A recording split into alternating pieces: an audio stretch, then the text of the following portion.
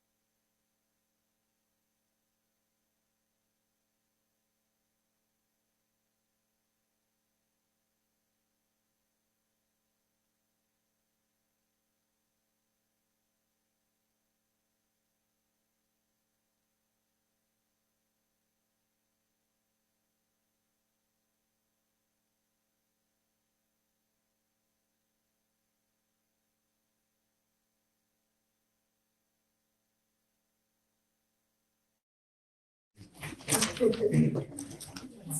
like to welcome everyone to the March 25th, 2025 Board of Education meeting. The time now is 7:02. Please rise for the pledge of allegiance. I pledge allegiance to the flag of the United States of America and to the republic for which it stands, one nation, under God, indivisible, with liberty and justice for all. Thank you everyone for coming out tonight. I'd like to turn it over to Dr. Selena for superintendent's comments. Good evening, everyone. Thank you very much for being with us here tonight. We have an exciting night planned for those people that are here with us tonight in person, and for those people that have joined us remotely as well. Welcome.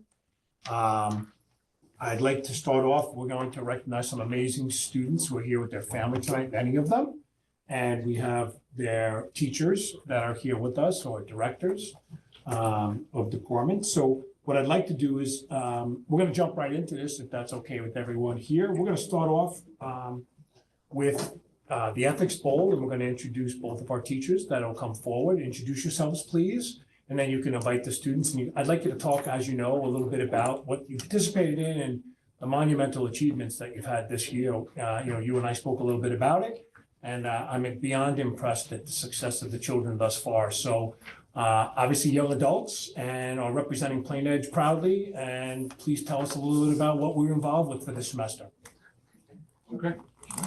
I'm John Dominguez. I'm a high school social studies teacher, and I'm also the Ethics Bowl Club Advisor. I'm Kevin White, STEAM CTE teacher and co-advisor to Ethics Bowl with Mr. Dominguez.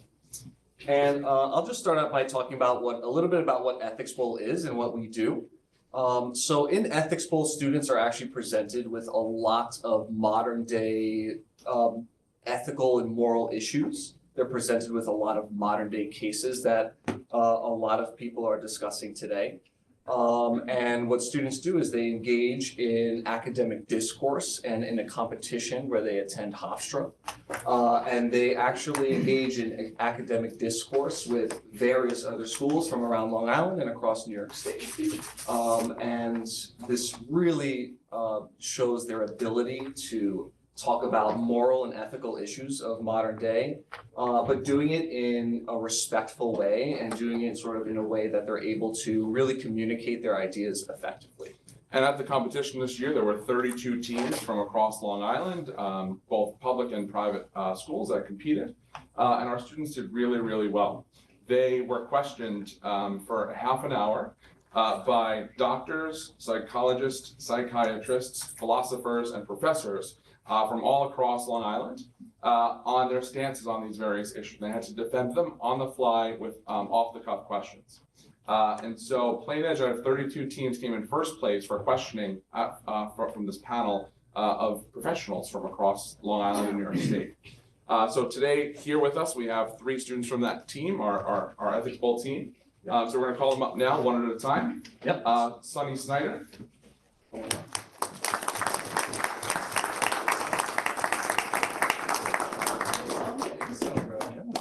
We're going to take a picture after supper break. Don't go anywhere yet, please. Congratulations to all of you.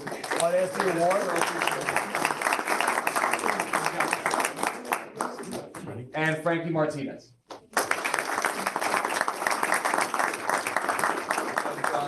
We just want to say thank you to the Board of Education Administration for your continued support in programs like these to allow our students to be the best versions of themselves, excel, and succeed. And just share how proud we are of our students and proud that we're going to do this. Yeah, and we really want to thank you guys for the effort that you put in this year, the hard work, the commitment, the time you came in the mornings and in the afternoons and before school, just talking about all these issues, even like before you go to 9 periods in the day. So congrats to you guys. Really, the effort is all about you, and it's really celebrating you today, and it's really celebrating your recognition of how you can talk about these ethical and moral issues, and you guys did an amazing job with that. So congratulations. Thank you.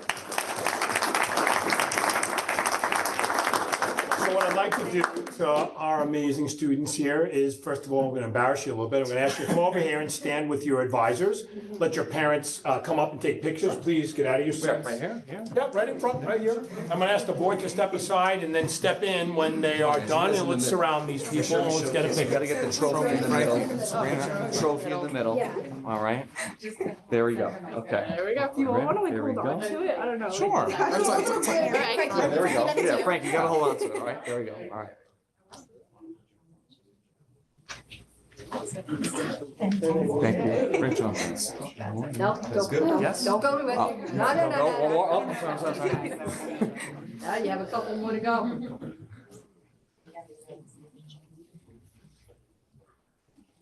I'll ask the board to step in at this point in time. Everyone, please join us. Yes, now everybody does. Yeah, I was gonna say you need to join. Thank you. We're here. No, you're welcome. Congratulations. We need to Get get a tight, little. get tight. You know, Yeah, I know. a little tight. Yeah. We're gonna be able to get this? If you shift down a little bit, I'll come this way? come that way a Come this little way, sorry, bit, gotta get this. Gotta do the side shot, everybody. and then Get you tight. have to switch together. Dovetail, of course. Go like Oh, yeah. Come on, Jay. I was in chorus for 10 years. Let's yeah. talk more action. Yeah, Let's yeah, go. yeah. Gotta go 0.5 more.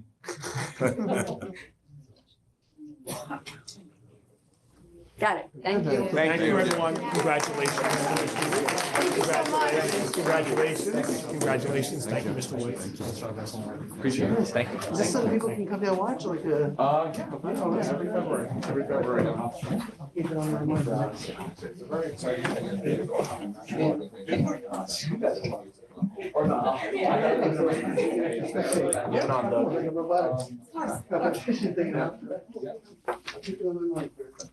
Next up, we are amongst greatness here this evening. There are two individuals who are state wrestling champions who are here with us this evening. We have Mr. Mark Passamonte, welcome, Mr. Passamonte, for being with us this evening and for joining our team as the interim athletic director. So first of all, I'd like to thank you and welcome you back. As you know, you started the year with me, you're going to end the year with me. So thank you very much for your hard work. At this point in time, I know you're prepared to speak on behalf of these two gentlemen, and you have some certificates for them as well. Being a state champion is an amazing achievement at any point in time in your life, but to do it multiple times, I know we're going to hear a little bit about this. So congratulations to both of these young men, as well as their families, because we know that it is a collaborative effort. There's no way without your family any of this is possible. And I'm thankful for all of their supporters, and I'm sure you are too as well, and you tell them every day you love them. Please step up, Mr. Passamonte, and if you could please speak, and then we'll invite them up one at a time. Thank you, Dr. Selena and the Board of Education for having me back. It's been a busy few days, but these are the things out of 31 years of public education that I love, is recognizing the students. And in my personal opinion, I was not a wrestler, but that is probably, if not, one of the toughest sport, between making weight and a lot of early mornings, tournaments on the road. And even though I wasn't here at Plain Edge during the winter season, I did continue to follow the sports, and saw that both of these boys had won state championships, and here to congratulate them. First off, I'm going to start with Devin Downs. Devin had a 50-4 record this year. He won the state championship at 190 pounds. Last year, he won it at 170. He placed second in Eastern States, fifth in the Beast of the East, and he's committed to Maryland, and he will enter his senior year here at Plain Edge next year. So congratulations, Devin.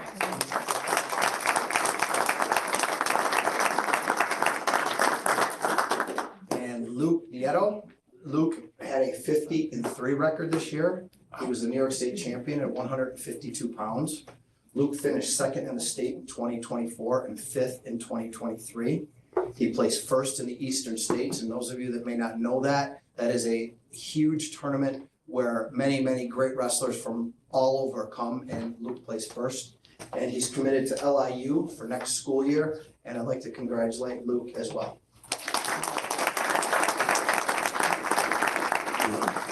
In addition to the certificate of recognitions, ironically, today I got letters from Robert Zayas, who is the congratulatory letters for the boys. He's the executive director of the New York State Public High School Athletic Association. So I want to present both boys with those as well. Outstanding. Congratulations to both of these young men. Thank you. Yes, picture time. Yes, it is. It's picture time.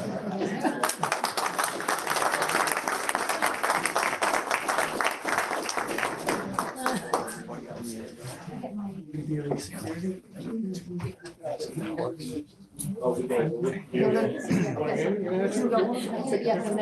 problem. Parents want to get in there, there's nothing wrong with that.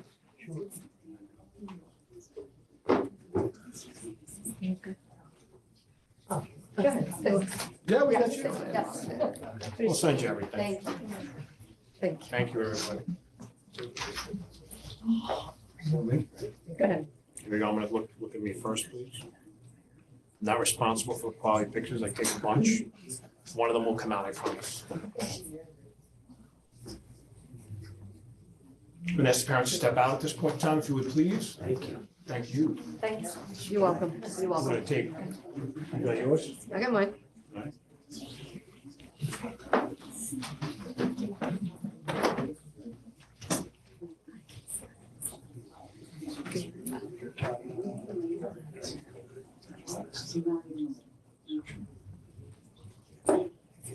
We'll ask everybody on the board to please step in and central administration, please, at this time.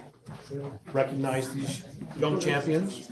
Congratulations. There you go, man. You make me want to work out more. This is good. This is good. I gotta do arm day tonight. Eh? Oh, goodness. Yeah. Oh, yeah. Now we gotta- Oh, yeah, come down this way, guys, ladies. Gotta work on my. Don't want to be in a corner. There we go. All right, everybody, get tight sideways. That's the champions.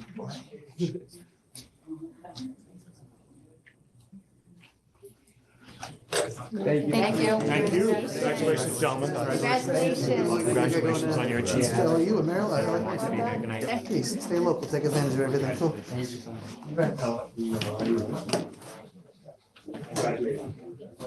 One is cool.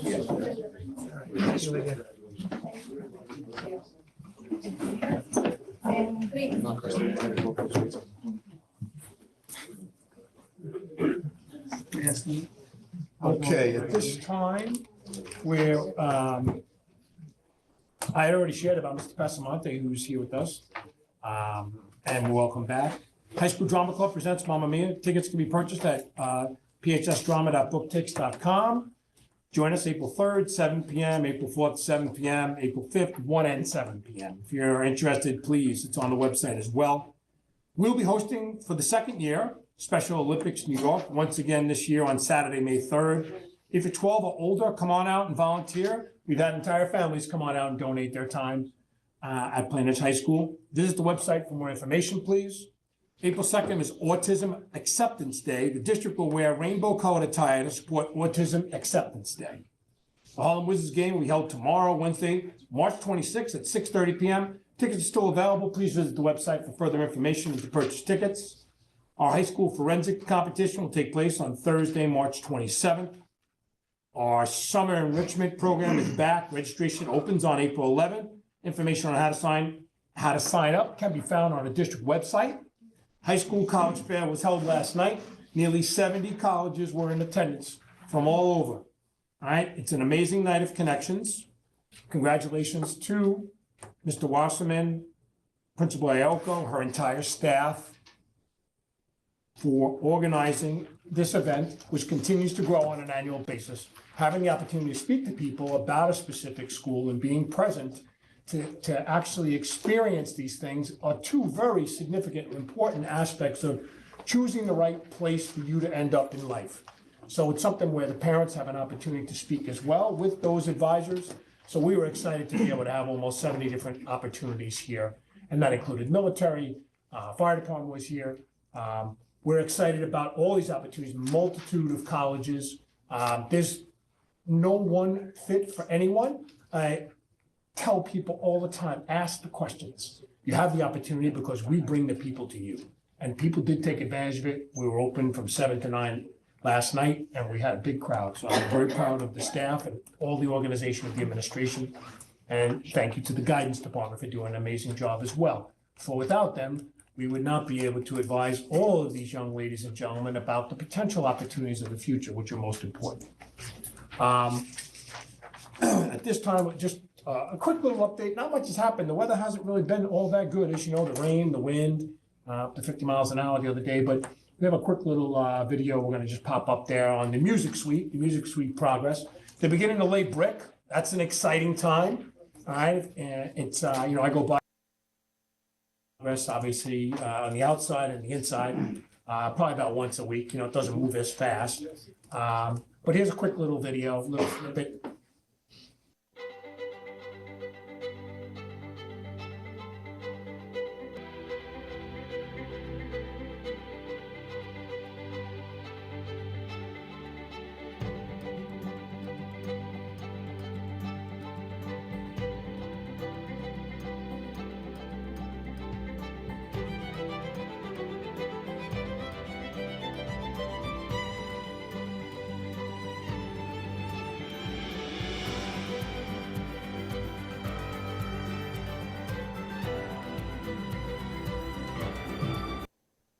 Thank you very much.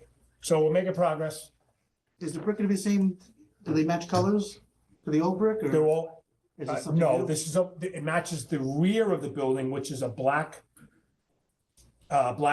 brick, which is, if you take a look at the new building extension that we put on to the cafeteria Oh, the a cap- number of years ago, Okay. you can take a look at, and also you see it on the other building, which with that one, we matched the color on that one. Okay, So I think it's really gonna modernize the front look of the building itself. And there's a special surprise at some point in time that the whole public will see as far as what you'll see on the side of that building there, which I think really memorializes some of the conversations that we had earlier today amongst the board here about a topic that we were talking about related to an item over at the John H. West Elementary School. So you'll be able to see that in the near future, but the brick color will be black on the new extension area. And you could actually drive by and see it in the morning, or when it's light out, of course. And you see it at the base. They have the first 4 or 5 rows in. It goes fast once they start, but we need consistent weather. Without consistent weather, we can't finish the envelope outside, and we can't put the windows in until the brick is in. But my expectation, like I said before, the long lead items are due in June, which is great. As long as everything stays on schedule, I see no reason why this wouldn't be completed during the month of June this year. So we're excited about that, and we'll have more than enough time to get the place up running, stocked, teachers will be in, we're excited about it. As far as the new suite goes, the interior framing is complete, sheet rocking, spackling is ongoing, roofing's complete, masonry is about 4 to 6 weeks at this point in time, they estimate for the exterior.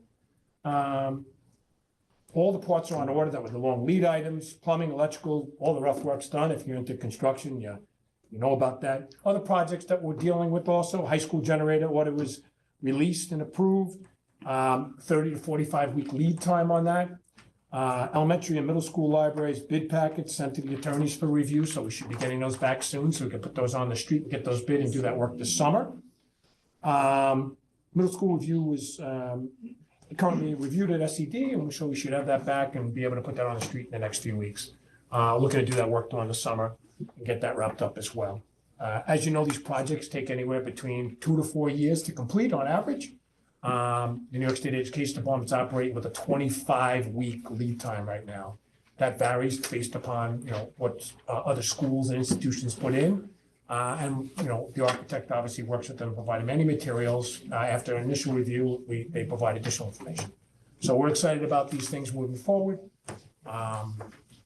And that concludes at this point in time, but actually, we're going to do one more thing. We have a donation tonight that's from a company that one of our board members is involved with, ITG Corporation. So I think we'll get that done now and get that out of the way if we could. And I don't mean get out of the way in a negative way.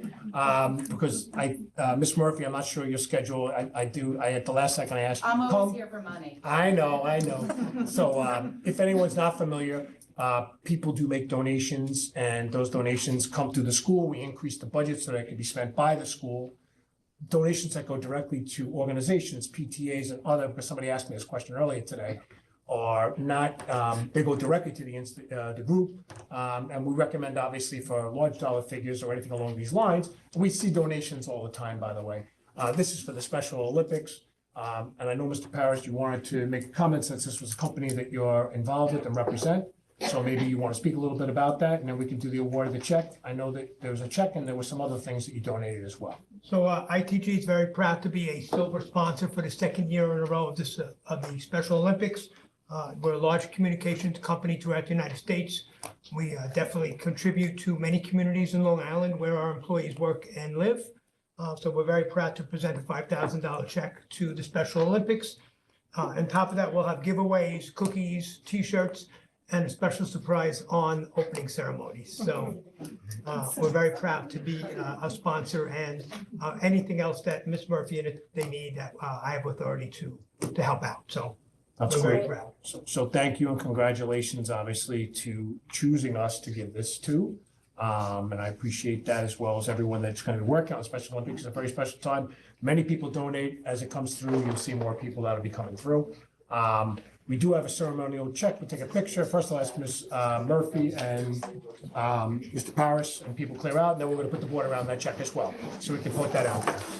Please.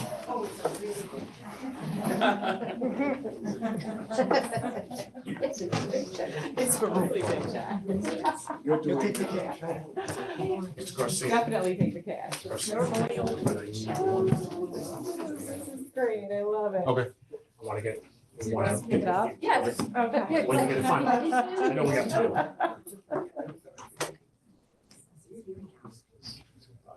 It's Okay, great. Everybody step in.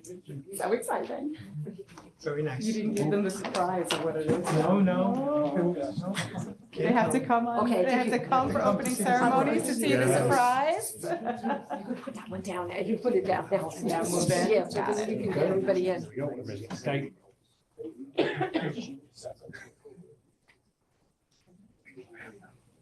Thank you. Thank you very much. Thank you. When you get to this. Very welcome. That's awesome, Brian. Thank Oh, my you. God. Whatever.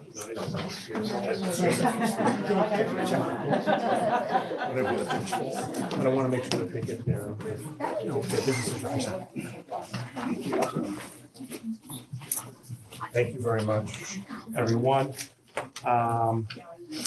At this time, that concludes superintendent's remarks and announcements, and thank you to everybody for being here with us tonight, and I pass it back to the board president at this time. Thank you. Gotcha. Routine approvals, do I have a motion to approve warrant reports 94, 96 through 98? Mr. Marcy, second. Mr. Garcia, all in favor? All in favor, motion carried. Moving back, Just before we advance in the agenda, I did want to ask a question. I noticed that we don't have minutes from our previous meetings for our approval. I'm sorry, say it again? Minutes from our previous meetings. Okay. I noticed we don't have them for our approval in the agenda. I know there's been some conversation about minutes and. Sure. Well, we can have the discussion if you'd like. I can speak to that if you'd like. So go ahead, ask your questions. I just wanted to see if there was an update on, I didn't look at it yet. I promise you I will. I've also been reviewing, Robert's rules and the school law book. I was familiar with it, but I want to make sure that I'm, doing what's appropriate, and I will share it with the board and give you an update, what those applications are and as far as what is required and what's not. Happy to do whatever you want in the end. I think it's important, and I also want to be clear that video is a supplement, and not only a supplement, but a replacement for actual written minutes. I'm not suggesting we go in that direction at all, but I want to be sure we're on the same page about this. It is legal. I'm going to have the conversation in more detail when you have the Yeah. information.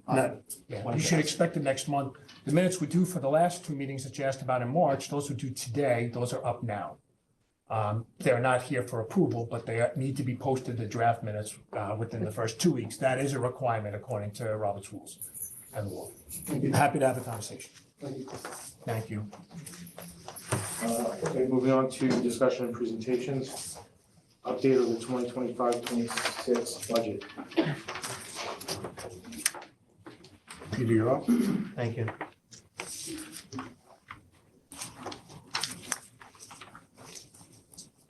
Rather trickly. So when we next meet in April, we'll be looking to adopt the budget. And what that means is that we will have presented both the expenditure side of the budget, which we've been working on since, I guess, November, realistically. And we will have presented a revenue side of the budget that balances to the expenditure side of the budget. We're looking to wrap up discussions on the expenditure side of the budget at this point, so we can begin working on the revenue projection for the budget. I'm just going to recap where we are currently. In January, when we presented the original budget, we came out with a $111 million budget, which was a $7 million increase over the previous year. When we met again on March 11th, we had reduced the budget by $2,300,000, $2,347,000. And that brought us down to a 4.53 year-over-year budget. When we last met on March 13th, we had reduced the budget by an additional $535,000, which brought the budget down to $108,260. Total reductions in the budget was $2.8 million from our original presentation, and that's where we are today. When we make further adjustments based upon whatever decisions are made by the board, as we move forward, we'll be able to adjust that. Later tonight, we should be able to give that adjusted number if a decision is made to move and how to move forward. All right? So I wanted to provide a baseline of where we are at this point in time. There's a minor adjustments inside of that, but nothing else really to speak of at this time. So I wanted to be clear with the board about where we were and update the public, obviously, about, the budget increase. And next month, when we adopt the budget, which will be on April 8th, the revenue side will be presented by, obviously, Mr. Perazzo, because that's his job, and that's what he does. So we're excited to do this. At this point in time, what I'd like to do is we move on to the next topic, and we'll be reconvening back. There will be an executive session that's held after the conclusion of the motion by the board, after we do the presentation tonight on the advisory committee for armed security and presentation. So I just wanted to highlight that for everyone. And I pass it back to the president at this point in time. Next item on the agenda is student cell phone use in the secondary schools. Okay. So we're joined this evening by Principal DeRiso and Principal Iocco, high school and middle school. Actually, middle school should have been first and then high school. So cell phones is a hot topic. You've seen it on the cover of Newsday a couple of times. Governor said she was going to do X. She didn't do anything. She doesn't do it. She said Y, and now she's getting pushback. So I don't know how that's going to go. But, we operate the schools every single day. The schools are operated by our principals and their administrative support staff and the teachers. And over the years, they obviously have had to deal with the complexities of cell phones inside of the schools. We are a one-to-one program, and so connectivity is not an issue in the sense of that, people have access through their Chromebooks here. We're a Chromebook company, for lack of a better term. We use Google Classroom as one of our standard platforms and a number of other tools. But the cell phones still exist. So I thought it was important. I was at the conference for the New York State School Board's conference. I sat in. I'm very familiar with what they're doing. There was a presentation by Locust Valley Public Schools, and I know the superintendent there. And I was listening to what they were doing there. Everybody has a different idea about how to handle this, but I thought it was probably best that the administration of each building kind of update us and tell us, how do we handle and what are the expectations for middle school students and high school students? And if there are any other questions, obviously it'd be a good time to ask. So who's going first? Oh, we're gonna start with the middle school first. Principal DeRiso's up. And obviously if you have any questions, please, these are the people that are responsible and what they're doing, and you should ask the questions. Thank you, everyone. I'd like to thank Dr. Selena and the Board of Education for having us here this evening. We're going to talk to you about secondary cell phone procedures. And when I say we, that's myself and my esteemed colleague, Ms. Iocco, the high school principal. So the basic procedure in the middle school is pretty simple. We call it turned off and out of sight. So our students come in every morning, the buses drop them off, they congregate in the lobby. They're still allowed to have their cell phones out, and then at 7:50 a.m., they all move up to their classrooms. When they do that, they know, turn them off, put them out of sight. So that's where we come up with turned off and put out of sight. Cell phones remain turned off and out of sight for the entire school day, except with the one exception of during the lunch periods. They are allowed to use them during the lunch periods. And if a teacher ever has the need to allow students to use them for any specific purpose in a classroom, that would be under the teacher's guidance. That actually doesn't happen too often because we provide all our kids with Chromebooks. How do we communicate these procedures to our students? We do it in several ways. Every year, we open the school year with grade-wide assemblies where we talk to all the students about procedures and expectations for the school year. And in those conversations, I speak, and Ms. Kay, our dean, will speak to the kids about these expectations regarding the cell phones.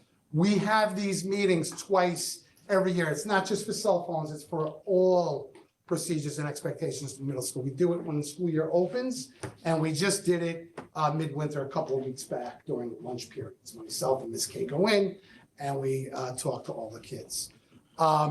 We also have this listed in our middle school curriculum guide and handbook. We also, next Tuesday night, I will be holding the 5th grade orientation, and I'll be meeting with the parents. At that meeting, we have question and answer period, and it always comes up, and if it doesn't come up, I make sure it comes up, and we talk about the procedure turned off and out of sight. Also, soon the 5th graders will be visiting me in early May. They'll have their building tours.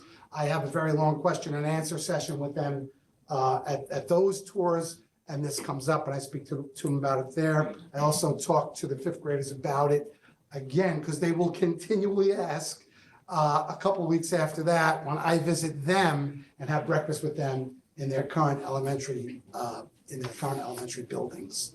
And also, these are procedures that have been in place. Basically, this is what we've done since the proliferation of cell phones. It's about 15 years, 12, 15 years since they really proliferated with all of our students. And so that's how we communicate, and that's how all of our families and students understand. So let's talk a little bit about cell phone related issues. This particular year, I gotta tell you, they're negligible. The incidents that come out of cell phone use within a school day we have 0 disciplinary actions that have resulted in anything beyond a lunch detention. There have been no suspensions of any sort. We've had nothing that's blown up from an in-school cell phone usage situation. 0 this year.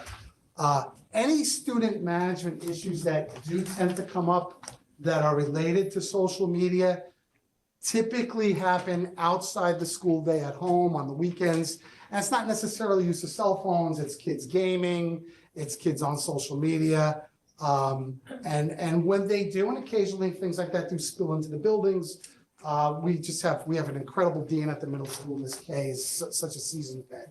And we take care of those things when they come into us. Typically happens over the weekend, and we handle that on first thing Monday morning. Haven't had any of that this year as well. It's been, I want to find some wood to knock, but it's been a pretty good year. Got you covered. It's been a pretty good year in these areas. Thank you. So there you have it, 0 suspensions. And we have had we average about 7 confiscations per week that gets sent to the dean, and I'll explain that in this next slide. So the consequences for violating the cell phone procedure is you have it out when you shouldn't have it out. It's a progressive disciplinary approach. We start with the teacher. Teachers should all, and they are, our teachers are very capable in terms of managing their classrooms. So the first time it happens, it's just like any time, it's Tony, put your cell phone away. And you continue with the lesson. 99% of times, kids get it, they understand, we move on. If it continues, the teacher will take the phone, have a word with the child at the end of class. This is typical classroom management. If it continues again, the teacher will then report that to Casey or Dean. Casey will have a word with the student. If it continues after that, then it can result in well, sometimes Casey will take it and then she'll return it to the kid at the end of the day, give the child a warning. And if it continues after that, and it usually doesn't, Ms. K will impose a lunch detention. And then if it goes beyond that, the child will have to turn the phone in each day that they come to school. They have to see Ms. K before they go up and leave it in her office for the day for some period of time, typically a couple of weeks. I think maybe we had one of those so far this year. So that's how we handle it at the middle school. We feel that we're very successful. We feel that it really hasn't been an issue. It's at our local level, at Plainedge Middle School, it's something that we've been dealing with for many years now. We feel like the teachers and the administration are seasoned at handling these issues, and they have not been an issue for us. At this point, I'll turn it over to Ms. Ioko. Thank you. So the high school follows a lot of similar procedures as the middle school. Last year, we started looking at the data and listening to teacher feedback because all the teachers had their own ways of handling cell phones. And now if you think about it, you're going through 9 different periods a day and you have to figure out different cell phone rules in every single class. It starts to become a little hard for the students to be like, okay, I'm supposed to do this in this class, this in the other class. And the feedback we received from the teachers was they wanted just a uniform policy, a procedure that everyone could follow. So we took their feedback and we also looked at our incident data and said we need to put a procedure in place that is easy for everyone to manage and understand and also try and decrease our incidents. So we worked with the deans and administration over the summer and developed these cell phone procedures. And as you see right there, part of it is this caddy that all the students are very routine. You watch them every class I go into, they walk in, they put it in the caddy, they have a number, and they sit right down in their seat. So before we rolled this out, we said we have to make sure everyone understands it and is aware of it because we can't just start this out of nowhere and then have students being like, oh, I didn't know I can get in trouble for this. So we want to make sure they really understood what was happening. First thing we did was during superintendent's conference day, we rolled it out for the staff, allowed them to ask questions, provide us with feedback on top of it, and even gave them step by step how this would look in the classroom for those teachers who were a little nervous about implementing a new procedure and what they would say to the students if they were asked about it. So you can see the bullets here. And we walk step by step, again, the progressive discipline. You're gonna ask them first to put the phone away, you're gonna remind them again. If they don't put it in the caddy, then you're gonna call the dean, so they weren't getting involved and back and forth and wasting classroom time, taking away a phone. Similar to that, we sent home a letter to the parents and students, explaining to them, this is what's gonna happen when you come in this school year. And just like the middle school, we have grade-wide assemblies as well, for myself. And the deans went through this with the students, so they were aware. This is our progressive letter of discipline for this. First offense is confiscate the phone to the end of the day. There is a little phone jail in the dean's office. It actually says phone jail. It looks like a little jail, and they just slide their phones in there, and then they get it back. Second time, they also don't get it to the end of the day, but now the parent has to come get it. Most of the times we don't get to the second time because they don't want their parents coming to get their phone. And then we have not gotten to the third one, luckily, also knocking on wood.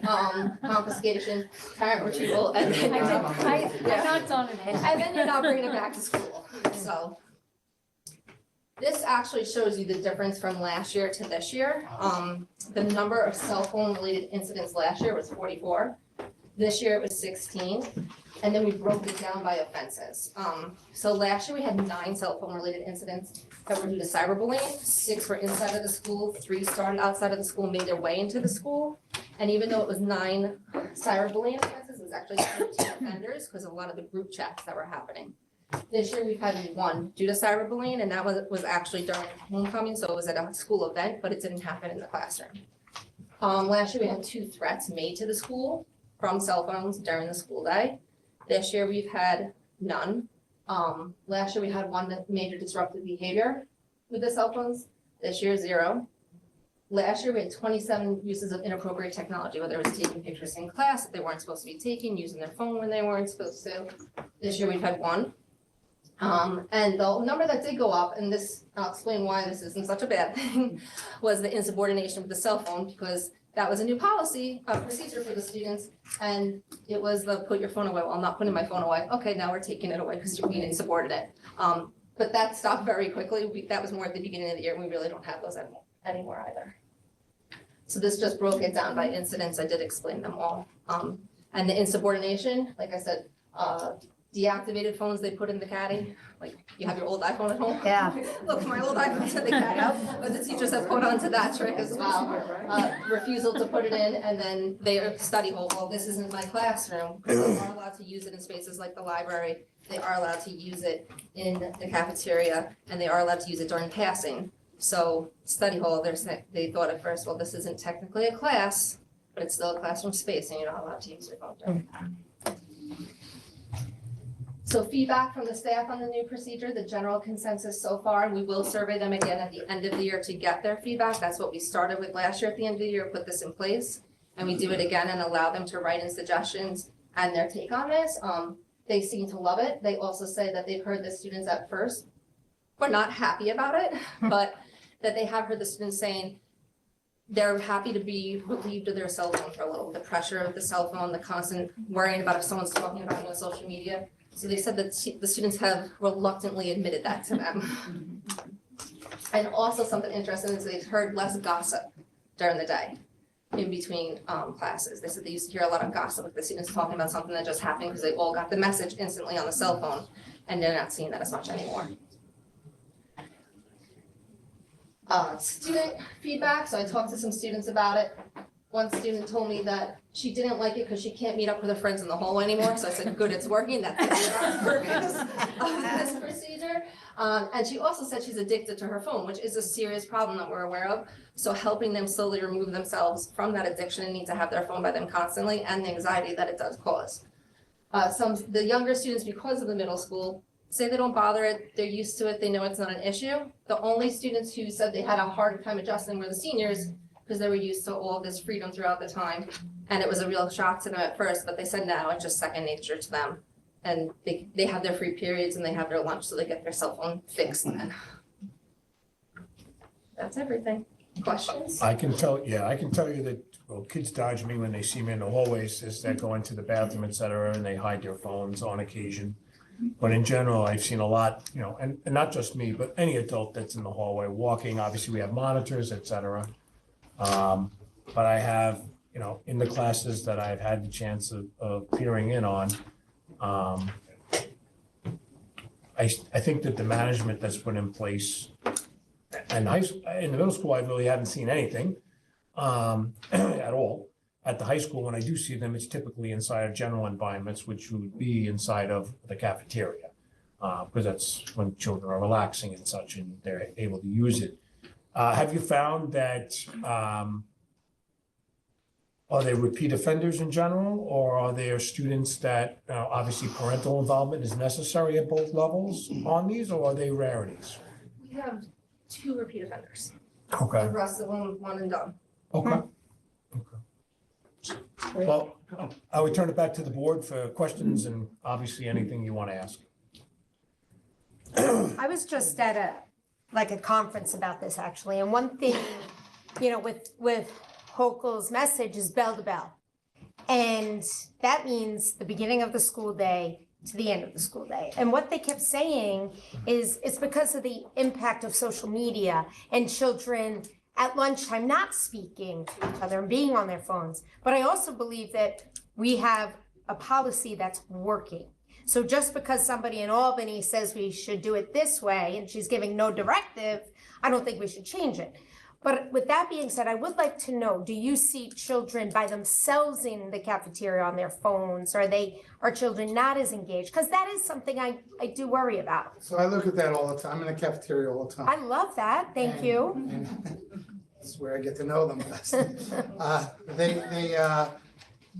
So I don't see singletons. What I see is groups.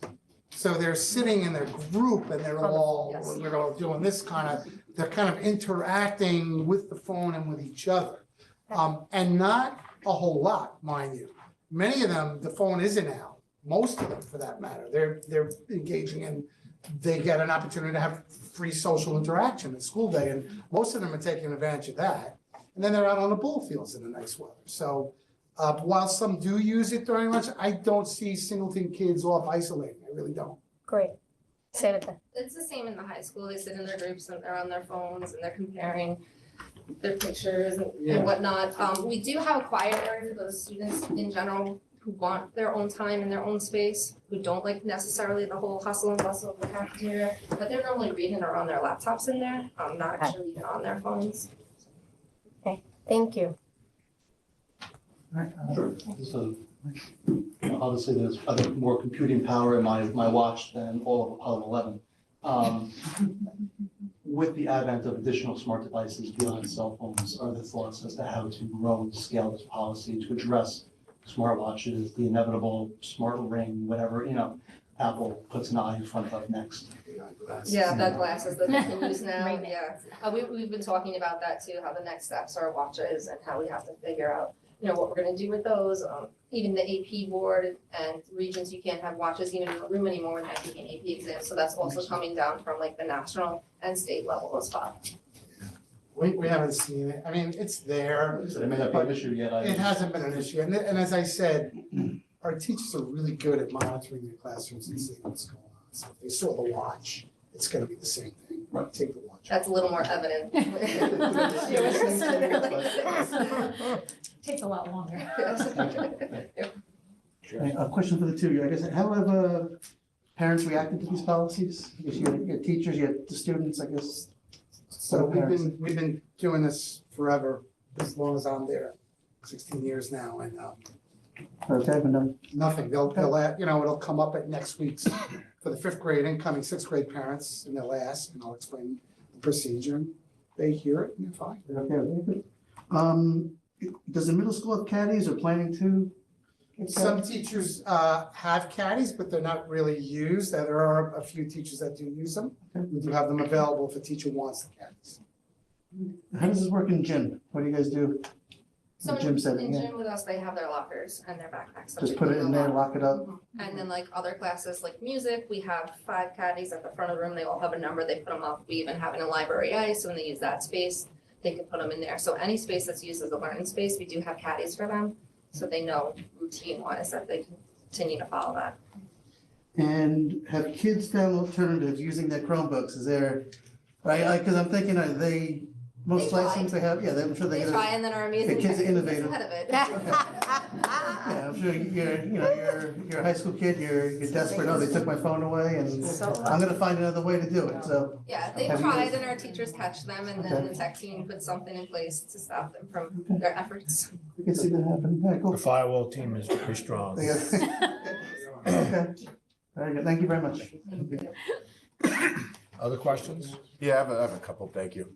So, obviously, there's gonna be different approaches for middle school and high school. It's two totally different animals. I guess more middle school, why allow them out at lunch? I in our house, we're deciding, do we give Dominic a cell phone? He's gonna be in 6th grade next year. It seems to be the thing you do at the end of 5th grade. I'm not comfortable giving him a smartphone. It's too much access for the world to him. So we get through the day, there's all the classes, the phones are away, and then at lunch, they huddle together. And I remember some of the stuff I was looking up in 1998 on the library upstairs as computers. Definitely not appropriate for kids. If we're allowing them out at lunch, is that setting up a stage where now that phone becomes almost a movie theater for the 6 kids sitting around? And has there been thought about, hey, maybe they should be away at lunch as well? So, And if the answer is not really, because it's not a problem, that might be the answer. that is the ultimate end game answer. It hasn't been a problem, but I would say that,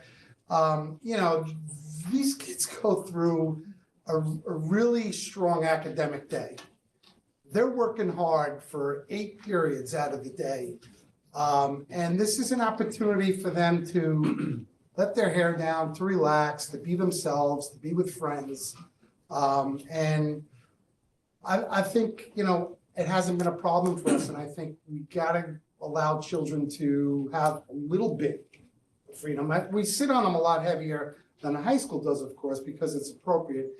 But I feel like it's been okay for us. And I think Middle school's gotta be tough too, because you got an 8th grader who's probably a teenager or pretty close, and Yeah. a sixth grader who's frankly a baby, Yeah, especially in September. yeah. Maybe for high school, with the caddies, so every class now, you have to spend the first 2 minutes, I guess, making sure that the phones are in there. It's nice to know that there are ways to handle it that don't take away from learning if a kid doesn't do what he's supposed to do. Does it make sense to go through that procedure for every class just so they can have the phone on for the 2 minutes, in the hallway? And this is a work in progress for you, which is awesome. Look, it's clearly better than it was having no policy. And then it sounds like at the end of this year, you're going to reevaluate. So this is a living document, so to speak. But maybe I'm just throwing out a word of support that if you need to get a stricter policy, I'm all for it. These phones, we were in the Locust Valley presentation, I was in there. And it's a presentation on how distracting cell phones are for students. These are board members for the most part in a room about the problems with cell phone use, and virtually every one of them is sitting there like this while they're listening. And any teacher who's been to any kind of conference knows that's what we all do. It's distracting. So I don't know. I think we lost the question. I don't think there was one there. Middle school, clearly sixth grade is going to be different than eighth grade. Locust Valley, one of the things they do is the wait until 8. You're going to have an audience of parents and kids, but parents as well, next week or whenever that is. Next Tuesday. We have their contact information. And this is probably more of a board thing or a district thing, but pushing out a little more information that, look, you don't have to get your kid a smartphone in 5th grade. You can wait a little bit. What the procedure is. If I need to let my son know you're going home with so-and-so, or you got practice, got changed, it got rained out, I'm sure I could call the office or now with Parent Square, it's even easier. 100%. And, a lot of what you're speaking to, there's parental guidance too involved in all of this. If you want to send your child to school without the phone, that's every parent's prerogative here as well. So it's a big issue, but again, hasn't been an issue at the middle school. We've been pretty good with it. Well, it sounds like the issues are now happening outside the school day, which is good. Yeah. But, do we have, mental health has not been improving for children. It could be tied to phones. Nobody knows. I mean, it's like it could be one of 100 things. But can the school district provide at-home resources like we do with a lot of different things by saying, hey, here's a book, wait until 8. Here's some thoughts. You don't have to get an iPhone. You could go get, I think they still make the Nokias with the snake on it. Like there's other options. And here's how you would contact your kids if not. I just think that's something we should explore, is how we can support parents at home in helping them make those decisions. So that's it for me. Thank you. I think wait till 8's a great thing. It's a very big thing on the West Coast. Like I used to live out there and it's huge. It just isn't here. I mean, I wish there's so many things I wish as a parents wouldn't do. And I like it. I do like wait till 8. I think kids are more, it's just tough. Parents have to make choices. I'll put it in my talk with parents next Tuesday. And part of it is also the education along with the cell phone. So now that they have the cell phone, and we know we can't make them not have a cell phone because they already have one, we do assemblies around it for them. We have NCPD come in and talk about the dangers of social media with them every year, so they see the realities of what could happen with their cell phones. And in the 9th grade computer science class, they cover that with all the 9th graders in a unit too. So we're trying to also educate them about the devices they have at home instead of just confiscate them. Right. I actually have a few comments and questions. So just so that you know the point of view I'm coming from, I'm a supporter of the bell to bell. Surprisingly, I agree with the governor on this. I usually don't agree with her much, but this one I do. Understanding obviously the challenges that presents to administration and teachers if they had to enforce something like that. I guess the question I have, and this is more focused on the middle school, is why wouldn't we also have the caddies in each classroom, in the sense that, from my point of view, if you're dealing with immature minds, right, that are learning to use these devices that do have, I would think that if you were to study the correlation of the proliferation of cell phones along with, declining mental health, you'll probably find an inverse R squared, correlation. So assuming that that's correct, why wouldn't we have the caddies in the classrooms and ensure that, students are absolutely not distracted, whether it's in their backpack or, in their pocket or whatever, because it's only out of sight. Because one of the things I noticed on the presentation was, I forget it was the first bullet, Mr. Doriso, where I think maybe it was teacher correction, I think. So, Jane might take it out and she gets corrected, then Jack does it, then Steve does it. And so, although it's a correction, it's happening multiple times, maybe during a period, and could be distracting to the entire class. Whereas if they had it in a caddy, then that issue is alleviated, and so, again, I go from the point of view that we should be more restrictive at the younger ages, and then least restrictive as we move and then mature. So I can speak to that. So I believe in choice, and that includes teacher choice. So if teachers are having a management issue, it's not necessarily that a teacher is saying, Tony, put your cell phone on, Mary, put your, might not happen all class, might happen once in class, might not happen for weeks on end. If a teacher is having this issue, they have access to the caddies. So those teachers that feel they need the caddies, they do have them in their room. It would just be easier, I think, Mrs. Elko hit on it, like, the procedure is, every class you go to, you gotta drop it into the caddy. And then it's just, that's it, like, there's no question, there's no debate. Well, we could do that, but our students are not walking around the hallways with cell phones. So now we have coming in the room, I'm going in my bag to get my cell phone because I gotta put it at number 6. So these are some practical things that go on as kids move around the day.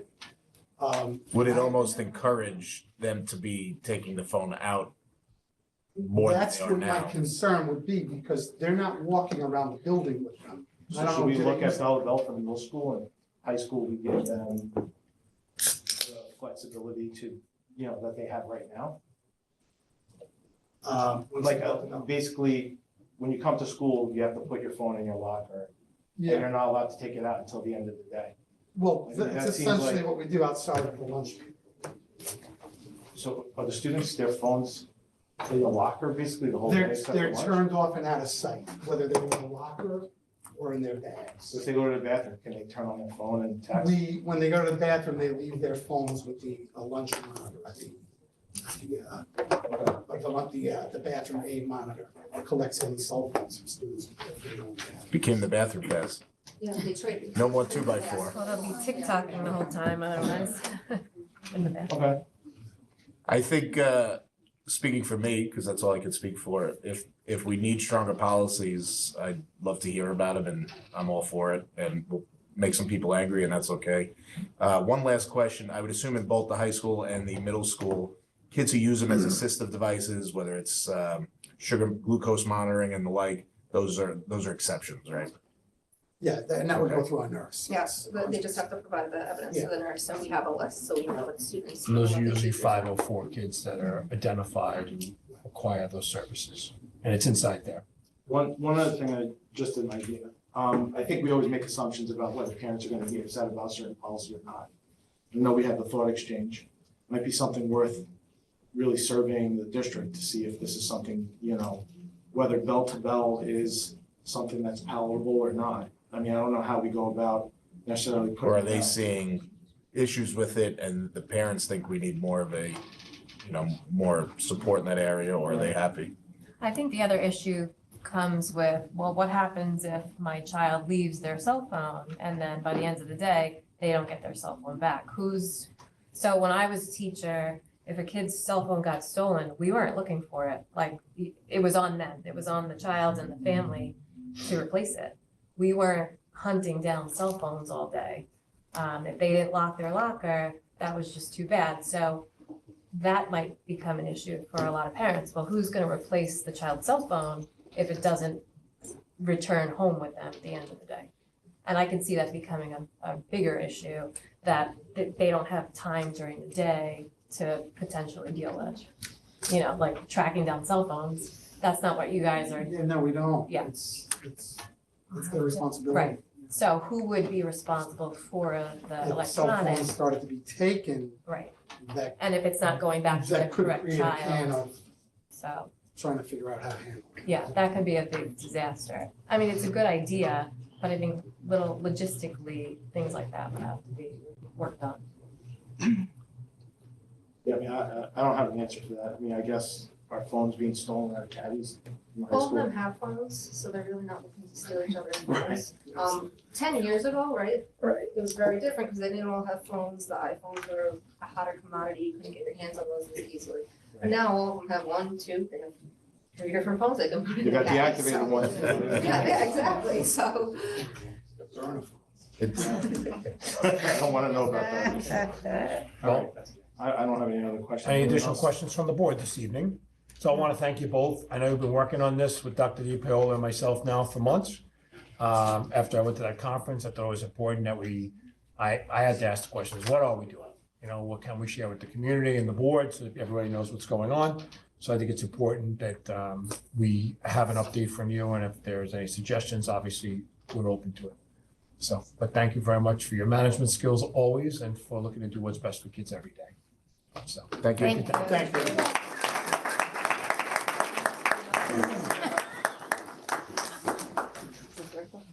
Thank you.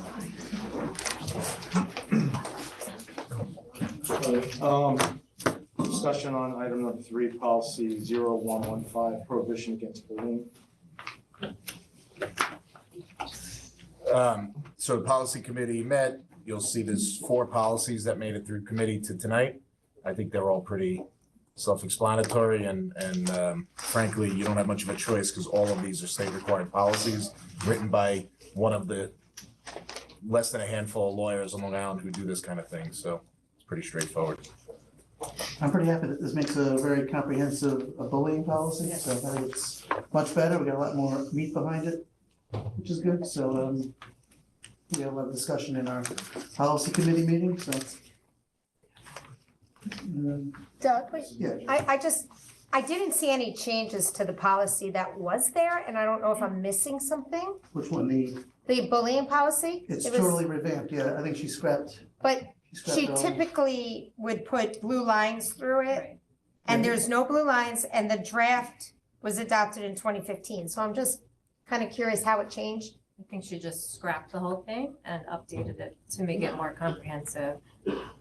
But we need to look at that because it says revised in '03. Am I looking at the wrong thing? It's the first reading, so one of the good thing about that is we should see the red line version is what we typically call Right. that. All right, so So we'll bring that ask up. she'll take care of that. Okay. That's what, she has them all. We'll have to speak to Ms. Sadowski about that, so you The can see the attorney. changes itself, the attorney. Yeah, She's gonna okay. make sure that we have a better trailing of when they were revised, and we're gonna start seeing what was taken out of these policies too, so. So I don't think this policy changed at all. Yeah, so I can't, we'll take a look at it, but I Yep. think the easiest way is just to it's the first reading, so you're not adopting tonight. So we'll get the red line versions available for the next round when the board will look to adopt these and they can have time to review them. So anything that doesn't have a red line version inside of it, we'll speak with Ingham and Smith, and it will be included in any future changes so that you can easily identify policy changes inside of the actual document itself and the final, of course, which is not redlined. There'll be 2 versions. Okay. That's typically how I recommend you do it. So that way you can take a look and say, oh, they took this out, they put this in. These are what the requirements are. Lawyers do this all day long, won't be an issue whatsoever. I promise you it'll be in the next round. This is a Great. complete gut job, yes, that's why, but we could put in blue writing everything that was in the previous policy. But again, Because The date next says two have- the next two 2013. policies have the blue Those are lines. different. So maybe just put the old one up against it, because obviously you can tell it's a complete Right. revision. Yeah, it is a But the massive difference- revision, but, yeah, if you go to the website where we have our policy book, I guess online virtual, you'll see it's totally different. But we should make it easy for the board, I think, moving forward. I do know that, yeah, and I do know You shouldn't have that's to go searching for it. whatever it Time the is, essence of that is the Right. minimum required. Yeah, So this one is We'll take dated care of it. 2015. Okay, thank you. Not an issue. Okay, I mean, I guess if the board will allow me, because 4 through 6 is basically all policy. Are we okay to just jump to 7, to the armed? I think we have to, we don't have to do anything. Even better. Discussion So items. if we're okay with that, maybe we could just go right to 7. I have no other discussion items on those. Okay. I think so I think we have to defer, at least at this stage, to the policy committee. Thank them for their work with this, and just ask for her work, and Dr. Selena for helping to organize this all, and trust their judgment that this brings us into compliance with New York State law. Thank you. I'll turn it over for item number 7, which Yep. is the advisory committee. Committee work is obviously important, and we have a group of amazing people that are assembled here tonight with us. I'm going to go through a little bit about that. The Planning Board of Education Advisory Committee for Armed Security. That presentation for tonight. Talk a little bit about what the charge was, so people understand what they're looking at.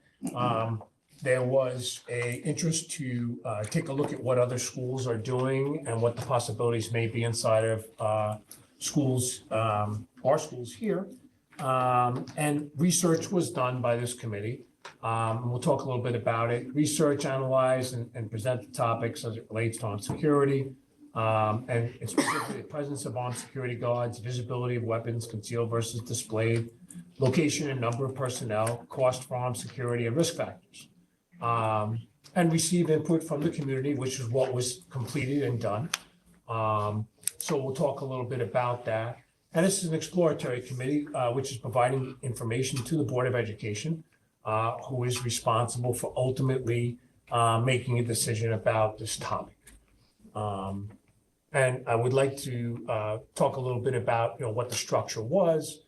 Superintendent, deputy superintendent, director of security, Mr. Tom DiCrispino, who's here with us tonight. Liaison from the local law enforcement agency, which we did have an opportunity to speak to Lieutenant Connolly of the Homeland Security Division. I have people's names. We're going to get that on the next slide here. We had administrators, teachers, parents, representative across the board from different areas of our schools, elementary, middle, high school, special education. And we had members of the committee that were also law enforcement, and they were also guardians. So we were excited about having that opportunity and support staff as well. When I say your name, first of all, let's give a big round of applause for this entire committee. I'm going to read the names off. If you just stand up at that time, if you're not here, you obviously won't be standing up. Parents, Kelly Lucetti, please stand if you're here tonight. Mr. Sir, Gregory Sir, Lauren Astuzzi Famara. If you're here, please stand up. And Christine Choi. Thank you, Ms. Choi. Thank you. Parents who are also law enforcement, Amanda Arcila, Mr. Chow, I'm not going to say your name, the first name. Thank you. Timothy Creed, and teachers, Mr. Brian Buckley, Ms. Justine Weber, and also we have participation from Ms. Walbaum. Administrators, myself, Dr. LaValliant, Dr. D. Paola, who's sitting up to my left, your right, Ms. Jennifer Thurl, Sarah Azazalahoff, Ms. Jen Vitale. Our Director of Security, Tom DiCrispino. Our support staff was our District Clerk, Ms. Maureen Ryan. Technical support and support staff, Mr. Angel Lazaro. We have certificates for all of you, certificates of appreciation and recognition, so please see the District Clerk at the conclusion of our meeting. So I think it's important for us to kind of go through this and take a look at it. So we met on a regular basis, and here's our schedule layout for everyone to see. These were the topics. We tried to put it in an easy dashboard to take a look at kind of how it progressed. You can see that we introduced everyone. We took a look at the draft survey, which you'll see a few items out of. It was a lengthy survey, which people took very seriously, and they entered in their information, which was great. It was an opportunity so first of all, we should probably talk a little bit about how did this happen. We didn't just dream up this model independently on our own. We knew that Farmingdale had recently gone through the Farmingdale Public Schools. Mr. Paul Defendini, who's a colleague of mine, had just gone through this process in the prior year. And so Dr. DiPaola worked with his administrative staff in order to extrapolate out the process. What did they do? And they were very helpful. As you know, it's not the first time Farmingdale Public Schools has stepped up as a friend and a colleague. The last time was when we had a tragedy and a loss of a student. They showed up here within 3 hours, him and his administrative team. So they are stand-up people, and we're very appreciative of Paul and all of his administrators for being so transparent and sharing everything that they have over there. So we took their model basically, and we made it plain edge in the sense of that the process that was followed was similar. And he said to me, he goes, we talked about public forum, this and that, but everybody's so busy and getting people out, you only hear a few people speak. The thought exchange, which we actually were at a conference, we met with the thought exchange people, and we talked with them about possibilities and what they did specifically at Farmingdale, and they also did share their survey, which is very similar to ours here today. And they got a lot of feedback. The company was quite impressed at the amount of feedback that we did receive. So we went down that road. That's where the community connection was. We took a look at those. There was both the students as well as staff. We'll take a look at a little bit of that. We had regular breakout groups where people would talk about topics. So we did see, as you can see, as you go through here, we did see from 2 companies that do currently provide services to public school systems, which are noted here on the board, and used in districts. One of them was a company that we presently use for our security people that are inside the schools today, which currently are in our vestibules and walk the hallways, and depending on what school you're at, there's one or more individuals that we currently hire. There also was another company who works with an adjacent school district, which was Covert Investigations. The other one was Allied. Allied's presently here with us. They both do different things, but similar at the same time. So we'll kind of take a look at that. I don't want you to fixate on the companies or that they used. If we were to do this, we would need to go out to RFP in order for us to do this. And people would be able to submit submissions if we were to go down this road. So we could talk about that at a later time. No decision need to be made on this point in time. People had asked about, companies and such like that. Anybody would be able to put in an RFP, a request for proposal, if we were to put it out there on the street. But these are companies that are currently involved in doing this. So it's important to get it from people that are doing it and they're using it on neighboring areas, especially our neighbors here, so we can talk to them as well. We also met with the Nassau County Police Department. We had Lieutenant Connolly of the Homeland Security Division, who is a very engaging man with lots of years of experience and a big charge, obviously, because that's what he does for Commissioner Ryder, who sent him here to have those discussions with us. So we were happy to work and hear how their specific capacity is not to tell you whether they recommend or not recommend that anyone do anything, but they came here to tell us about how do we interact with schools that choose to have security, armed security as well as unarmed security. So it was educational, and he also described a little bit of the landscape about what's going on in the county today. So that information was also included in this presentation. So we'll take a look at that. That's where that data came from. Here's some of the questions or, some of the feedback from the community thought exchange. Now, these are community members, not students. There's 2 separate surveys. The first was we had 1,220 responses. And the other thing is that you should know that these things are, there's a little bit of AI integration here, so there's nothing inappropriate. People can't use names. It's all taken out. So those things, it's all monitored information. You want to speak about it, Lisa? I just want to say to the board and the community that Thought Exchange was very impressed with how many people responded to our survey because they've worked with other districts and they did not get as good of a response. And they also said that we have a very respectful community of each other because in other communities, they had to remove a lot of, as Dr. Selena was saying, that AI picks up names and rude behaviors. And there were only maybe 3 posts and I don't think the people meant to say a person's name. It wasn't anything malicious or harmful, but they had to remove it. So I just want them to all know that it was very impressive and it was nice to hear that about our community, that they treated everyone with respect in the back and forth. So, sorry. Thank you for the clarification. One of the major driving questions was how do you feel about armed guards as part of the security measures at the schools? I support having armed guards at our schools. 71% out of 835 respondees. I'm neutral about having it. That was 84, 7%. I do not support having armed guards was 11%. I need more information, 12%.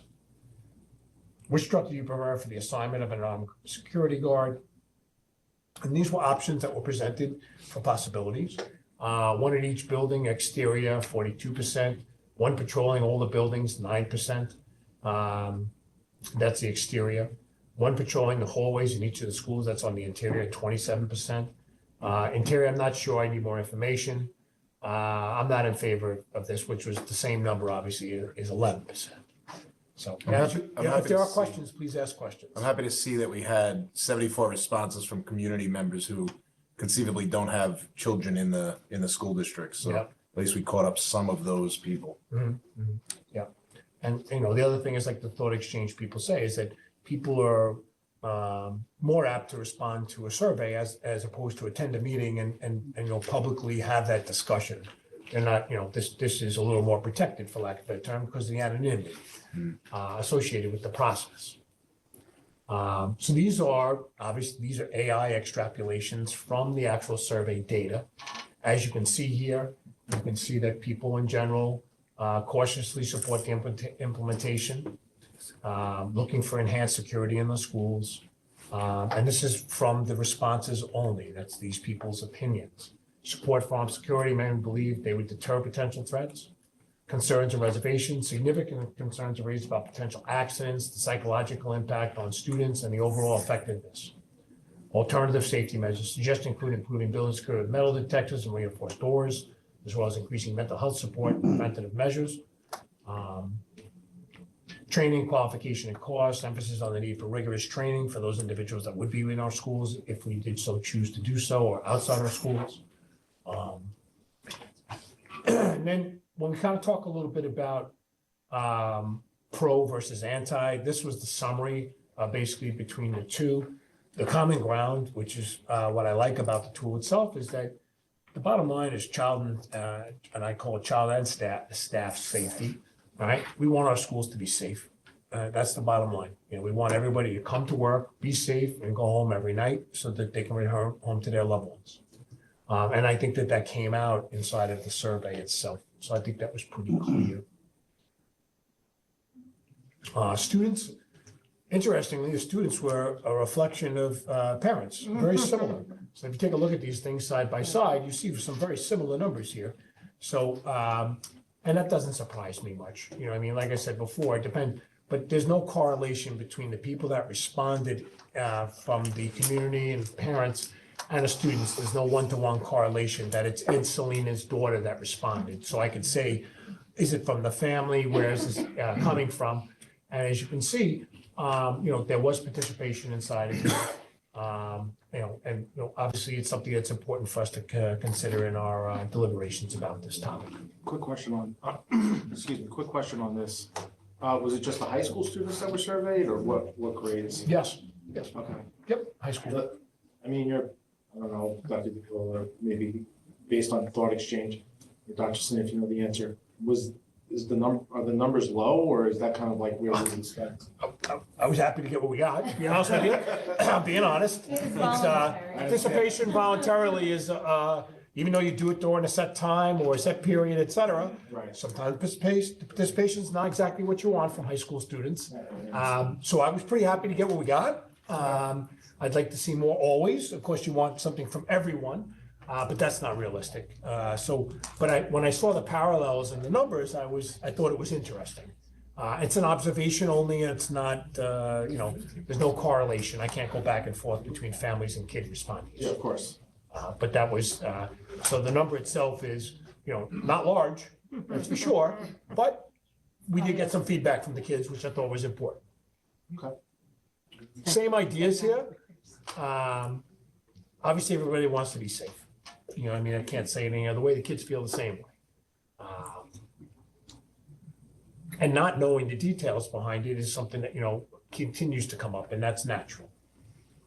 So the structure of these models is possibilities.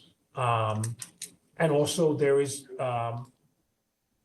costs associated with that as well. And then there's a pro con, which is what the committee worked on and did a diligent job on, which I was very happy about. They're not advocating for or against, they're not advocating for specific companies because we don't know who the company's gonna be. And that's something that we can take a look at in the future. Our goal is to basically decide and notify the community at some point, basically what the decision is as far as armed security or not. And we'll have that opportunity at some point. The armed director, option one is an armed director of security. That would be Mr. Rispino. One current security guard armed inside an armed vehicle at each school. So that is, that's option number one. Option number two is armed director of security and armed vehicle at each school. Option number three is armed guard in the vehicle only at each school. Obviously, the vehicle's outside the school. Armed director of security and one current security guard inside each school. Just an armed director of security. Now, as we go through these, the structure is the same for all, except for the pros and cons, because each one has different pros and cons based upon the model presented. Ultimately, some, none, or all, meaning that the options exist, that we have the cost outs on these from both companies. So these are typical costs that are currently in place in other places and that's what they would be looking to, and they're very similar, by the way, when you take a look at these closely. As you can see, this is inclusion of before and after care. This one has with aftercare. This is option number one. So you can see that there are parallels between the money. There's not a big differential. So the cost is cost. And this would go from early in the morning until the release of the last child, which would be at 6 o'clock at night, right? Not all, that's an option that the board would need to explore. This is the differential if it was just on the regular school day when the majority of the people are here, the staff. So there is two options at that point in time, very similar. Both option one, but the duration of the day and the coverage would be different. And you can see that there is obviously a cost differential between those two because it's strictly the numbers. It's just basically hourly wages. So what's the difference between the top table? So and this the one bottom? here, two different companies. Where does it say? Oh, It's at the a end. I see it on the end. orange Okay. is Yeah. the- Got it. Okay, sorry. Is that clear? Am I being clear? No? I follow Okay, now. sorry. Yeah, there was a slight difference between the two. Right. And it has details. So they'd arm it inside and it'd be a new car, a new hire in the car. So I want to be clear. So if there's questions, please put them out there. All right, so we can go, there's a lot of information in these charts. We tried to condense them to make them, concise, but with being concise, Even there's with a a- lot of information in there. There's a lot of information, but the committee did a good job of boiling it down. Yes. It's pretty simple. I agree. So pros and cons of that model itself, the armed director of security, one current security guard inside and an armed vehicle at each school. Pros, enough coverage for breaks, better model for secondary schools. And these are pros and opinions of the groups that got together and the collective consensus of all the people that were together in this committee. Make cons, cost, make the armed vehicle look unnecessary, armed vehicle is just a deterrent, armed vehicle and a person invested could be possible sitting targets, possible blue on blue situation. So that is what the committee felt about this specific model. So these pros and cons are coming. They are related to the model. You'll see that they traverse across a number of them because there's a lot of similarities in these models. So many of these could transfer into all of them. So you'll have to just consider that as well. Number two, armed director of security and armed vehicle at each school. So this would be, in our case, arming our director of security, Mr. Tom DiRispino. And then there would be one armed vehicle that would be outside, a person inside of the car armed and not in the schools. So you can see that there's a price tag here. It's a different price tag. This includes before and after care. The next model is just for the regular business day. So as you can see, we're decreasing in total commitment level as far as estimated costs of operation in order to do this. Something for the board to consider in this model. Pros and cons. Limited number of firearms in the building was one of the pros they felt. Director of security could be in a different building in the wrong place. Armed vehicle is just a deterrent. You can see this, they're starting to traverse. You're going to see similarities in them because they all apply. Right? When you get to the cons, usually the last three you'll see. armed guard in the vehicle only at each school, right? So this includes before and after care. The next one is a regular school day. So you see the costs associated with operating it this way in this model. The pros and cons: no armed person in the building, no threat of accidental discharge, visible deterrent seen by outsiders, may be able to see threat approaching. Cons, I'm not going to read all these to you. You can see them yourselves. If there are questions, please ask. Armed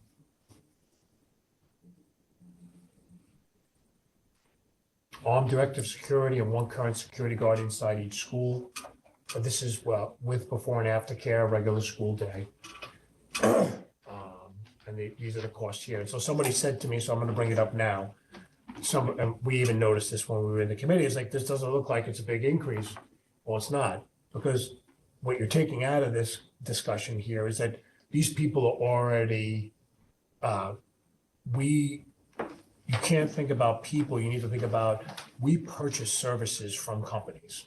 And we purchase the services currently for that one individual. So there's already money that's dedicated to that, that's for security in the budget.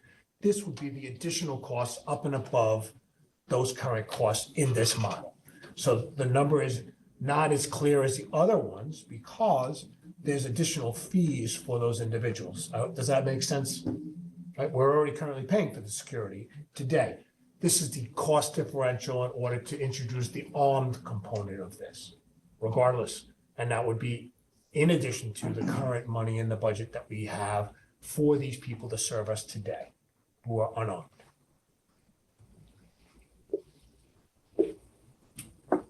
These are the pros, these are the cons.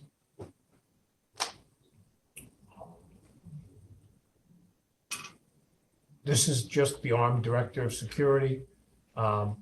This is in addition to the current salary, what the difference would be in order to have that person armed. They didn't come up with any pros. Gotta be a pro. You gotta do something. Well, can't talk about the person, but anywhere with Tom, I'd be happy. If he's in the right spot at the right time, for lack of a better term. There are 5 buildings, timing may not work. It doesn't enhance the current situation, was a feeling of the people that got together. I have a question on the previous slide. This one here, Go back one more. this one? So the cons, questionable experience or training. What's the prerequisite for our guards to be armed? Are they Oh, former? Well, law each company has enforcement? different requirements. Okay. There is formalized training that's required. There is different requirements because they were 2 different companies, so they describe what their requirements were. Okay. Right, so they all experience. And how will we be comfortable with their training, especially around children? I think that's what my biggest concern would be. And Well- like de-escalation of, So we interview everybody, first of all, right? Meaning I see everybody, meaning Tom interviews them as the director of security, and then he brings to me, usually the model that we currently run with today is they're usually people that work in the neighborhood that Tom is familiar from references that he receives, professional references. So we know these people many times. So when they come to us, we're able to gauge what we think their appropriateness is. And Tom and I have discussed, and we've had people come to us that are just clear out no. You know what I mean? Until anyone gets in the working environment, you're not really sure if it's going to be a match. But you're buying the position, you're not buying the person. So you have to take the people out of it for a moment. Because that company may be gone tomorrow, and those people we hand chose. We interviewed ourselves, we picked them, all right? These here, Tom would have to do the same thing again. First of all, depending on whatever conclusions are made from the information presented, we would do the same process. So nobody's getting through the door here without us seeing them and talking with them and making a determination that they're a good fit. When we first hired security guards, we actually brought these people to Allied. They didn't provide them to us. So we interviewed all of them. And most so of it them are wouldn't former be law questionable, enforcement is what I'm backgrounds. saying, that we So won't have that as a con. After you choose whatever model, and then we go from there, and as Dr. Selena was talking about RFPs, you put in what the school district wants and talk about type of training with the companies and the interviewing with the districts. And the type of experience they have previously. Yes, so that's all discussed after the models are chosen and whatever company is chosen. But I would think that Allied or Colbert had pretty, I'm assuming that there are industry standards Yes, yes, they have, there's a standard certification process for, yeah, so they're not just making this up. Some of them, as with every evaluation and every tool that people use, some people do things differently, and there may be enhancements on top of the minimum requirements, which is certification. Tom, do you remember what the certification was off the top of your head? Well, most of our guards are retired law enforcement. Okay. And in order to be an armed guard, you must shoot, there is a set standard that you have to, a class you have to take every year. And there's also, it's called an HR 218, which is, it allows you to carry throughout the country. So there is already a standard and training for just being an armed guard. And there would be additional trainings within from either company you use. It would be, what did I say? It would be discussed. Well, New York State, if you're gonna be an armed guard, there's some requirements New York State. How should have before you get a license. Before you even get. Yeah. HR 218. Ultimately, we- Minimum once a year. Once a year and once for the HR 218, something different. There are minimum requirements that have to be certified, and then up and above that, This will be up and the above. company decides, these are the additional things, so it could be, training with them about, being in schools, what being appropriate with children, et cetera. But So the questionable experience of training is really just that the committee couldn't control what was gonna happen after we got it in our hands, but we're able to add frankly virtually any kind of experience or training requirement we wanted as a district. if the company, if you put it inside the RFP, They'd have people to have the fulfill it. opportunity of fulfilling it or not. We have people fill out RFPs all the time, and sometimes they don't complete the requirements. If they don't complete the requirements, we either choose to take that and accept that, or we disqualify you. Those are the two options, so it really is gonna depend, running the right We have the RFP is control. important, but we have time. We have control over that at a later date. Absolutely, you put in whatever you want. Thank you. And they have to be, it has to be reasonable, of course, obviously with what companies deliver. Their profiles, by the way, they're very different companies that we saw. At the same time, they both deliver similar services, and they just do it differently. This one here.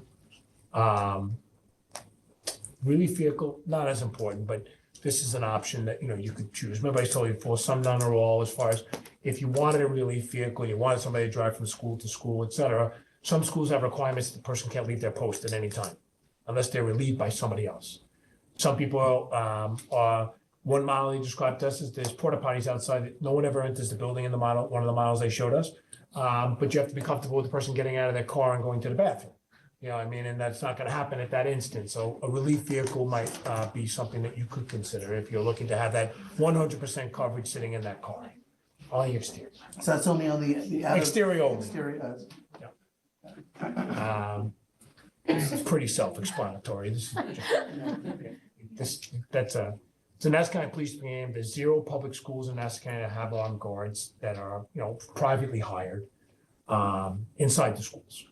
I think it's important to note also that there are 2 districts in Nassau County, which we didn't talk about, which have SROs, which are provided by the Nassau County Police Department. Completely different, all right? And that is, I'm not gonna identify the school districts, but that's not what we're talking about here. So I wanna be clear about having somebody in a building. If somebody ever says to you, absolutely, I know they are, right? That's a caveat that I want to introduce here, that you understand that they are provided by Nassau County Police Department, these 2 school districts, and they are in the interior of the building. Okay? They've deemed it necessary according to whatever reasons they have decided. A few private schools have armed guards inside the schools. There's 1 or 2 companies that are private schools that have decided that this is something the parents want to pay for, and they've decided to do that. And by the way, this information is provided by Nassau County Police Department to us. We're not making this information up. We didn't do the research. They came to us and they spoke on this topic. 2 public schools have armed guards outside the school. And then they talked about identifying these people, et cetera, during incidents. They talked about training capabilities, what's important, how do they communicate with these companies when they're here. So those were the main areas that they said you should need to focus on when you put your RFP out, to be sure that you're clear about what the expectations are. Person needs to be clearly identified. There needs to be colors. They talked about a number of methods by which you look to avoid a blue on blue situation. What does that mean exactly? What is that? Yeah. Blue on blue, what is that? Police thought, well, first of all, these people are no longer, they're retired, many of them, in fact, all of them. they're police officers or first responders, the blue on blue refers to people being in law enforcement shooting at each other. Because you see somebody with a gun inside the school, you might automatically, not understand whether that person is working for the school or not, so they need to be clearly identified. They put on a yellow vest that basically, they then, was it a yellow vest? And the police department. What's that? Oh, it's a sash that comes across that they have to pull. And they have to also, if the Nassau County, once they arrive on scene, they are the ones in The charge. incident commander. And they have to then respond to their commands. And that's where the NCPD said communication between them and whatever security agency we go with, it has to be a partnership with them like that. And that's why they were really here. That's why, Commissioner Ryder sent them here to have that discussion, because it's always important to say, how does this all work? What happens during an incident, et cetera. And there's a lot of models and a lot of possibilities. So it's important for us to understand that, obviously this is from their experience. Sorry. So first of all, I would like to congratulate and thank everyone that had participated on the committee, and a big round of applause for all of you. Staff and student safety is primary in anything that we do. Obviously, we want everyone to go home and come to school and be safe every single day. The charge of the committee has been completed, so we want to thank everyone for their service, and we do have certificates of appreciation. So at the conclusion of the meeting, please see the district clerk, Ms. Ryan, to my right, your left, and she will be happy to get it. Anyone's not here, please be sure to mail it to them. And thank them as well. At this time, any questions from the board at this point? If there are any questions, obviously we ask questions throughout the presentation. And it's not a requirement to have questions and such at this point in time. Well, the presentation was pretty comprehensive. So thank you to everybody who participated and put it together. Thank you. So is the thought now to go to executive and discuss this? We're gonna complete through comment from the public. My recommendation is conduct business at this point in time, as we typically do at the conclusion of our presentations. This board there'll be a motion for us to retire to executive session where the board will discuss personnel matters this evening. That's how I recommend we proceed. We will reconvene in a public session after that and have any further discussion or take any action that the board deems necessary. So I'll put that out there as well. And that will be broadcast for anyone that's not here tonight, but that would like to see it. You can just go to our website and log in. YouTube channel. At this time, I turn it back to the board president. Thank you, Dr. Sina. Moving on to section 5. Do I have a motion to approve items 1 through 18, less number 16 to be discussed separately? At this time, if it's okay with the board, I'd like to recognize there is someone with us here tonight, which I would like to introduce the community for the first time, who will be joining us. There's the appointment of a new member of the central office staff, which will begin on July 1st. And the board had an opportunity to interview and speak with Mr. Dennis Ricci. Mr. Ricci, could you please stand for a moment? And obviously you can say a few words. I'm going to speak a little bit about you in a moment, embarrass you a little bit, but go right ahead, please. No, I really want to thank the board and district for the process. It was a very comprehensive one, very enlightening one, great opportunity for me to learn about the district, and I'm really looking forward to working with all of you. Oh, thank you very much. He is completing his doctoral dissertation at this point in time. He's executive functioning and challenges. He comes to us with years of experience. He's currently the principal at the Clayton UE Elementary School in the Santa Mauritius Elementary School. And I know that his students will miss him, and we will embrace him here, and he'll learn the plain edge way. Everywhere is different, the culture. We have a very strong team here, and we're looking forward to the addition of his professional skills here in order for us to work on a daily basis in order to do what's best for children. So welcome. But the board will take action on this tonight, and the board has this, so it's important for us to recognize that person. It's none is there another PAR we're gonna get, or? No, it's just. No, it's actually a document inside of your agenda. Okay, all right. So. But should it be on the PAR? Thank you very much. Of course. So is that number 19? No, it's 14. No, it's on It's right. Number 14, I'm sorry, I should have said the number out loud. Another one. All right, so, again, sorry. So it's one to, yeah, so Motion to approve items 1 through 15. as amended, yeah. And No. as amended? No. No, it's not, right? You're right. Okay. You're doing it right, don't listen to me. Motion to approve items 1 through 15, and, 1 through 18, but, withdraw item 16 to be discussed separately. So move. Mr. Garcia, second. Mr. Morrissey, all in favor? All in favor, motion carried. Okay. I think, you know, with respect to number 16, is there a motion to open discussion on item 16? So moved. Mr. Pascarella, second. Mr. Garcia, all in favor? Well, discussion first. This is discussion. Yeah. All right, Discussion. Mr. Paris, I know you wanted. Nope, I just wanted to take a vote on it, that's all. Oh, Separate I'm vote. sorry, I thought you That's wanted okay. to discuss it. No, I just wanted a separate vote. Oh, okay. Okay, motion to approve item number 16. Mr. Morrissey, second. Mr. Garcia, all in favor? Okay, 6 in favor. No. Mr. Paris?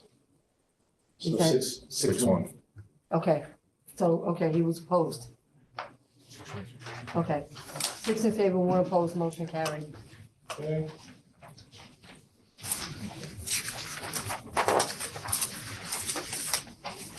No new business, no old business. Opportunity for public comment. All comments are directed to the Board of Education President. Skip the plaintiff, correct? Yeah. Okay. Never mind. Plaintiff, That's okay, we could skip it. Oh, sorry, there's private planage, sorry. The co-op is weird. Item number 6, private planage, opportunity for board members to present on attendance participation in school and or community events. I attended college night last night. We've already discussed it, so I won't elaborate too much, but I did want to thank the high school guidance department and the principal, and they really did a great job. And it's never too early to get ahead of that process, so that was a great opportunity for me and my son last night. I had a chance to stop over there too after our, I don't even know what I was here for last night, but whatever it was. Community. Thank you. I don't know, I feel like it's, might as well get a bed and set it up in the corner. Really well attended by students and more importantly by colleges and other post-high school institutions. I saw the military there, which was nice to see. And I couldn't help but notice St. John's had a longer line than UConn, and as an alumni, I had to throw that in. The Patino effect is in full effect. Anyone else? I I also, just want to thank the Armed Security Committee. It was great work. A lot of thought went into that, so thank you guys very much. Appreciate it, yeah. so I was able to attend the middle school play, Percy Jackson. And as always, every year, great performance. The lead in the play, I mean, amazing voice. Was very impressive in terms of his acting capability and everyone else as well. They had some cool special effects again this year. So only set the fire alarm off about 3 times. So, but it was worth it, and I just wanted to say kudos to all the people who put that together.